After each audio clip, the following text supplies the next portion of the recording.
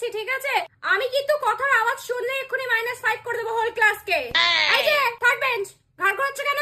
কারোর কাছে যদি কোনো চিরকুট বা টুকলি থেকে থাকে সেটা এক্ষুনি বের করে দাও, কিন্তু আমি যদি ধরতে পারি তাহলে কিন্তু আমি ক্লাসের বাইরে তোমাদেরকে বের করে দেবো, আর পরীক্ষাও দিতে দেবো না, পুরো খাতাটা রিজেক্ট করে দেবো। এত কথা কিসে? লাস্ট বেঞ্চ, আই উঠে আয়, এখানে উঠে আয়। বন্ধু যা বলছে সব ঠিক বলছে তো? কি এত গল্প চলছে ওখানে আমাকে একটু বলো, আমি একটু শুনি। পুরো ক্লাসকে তুমি ডিস্টার্ব করছো না। 1 ঘন্টার আগে টয়লেট যাওয়া যাবে না। আমি কিন্তু এখানে দাঁড়িয়ে আছি, আমি কিন্তু দেখতে পাচ্ছি।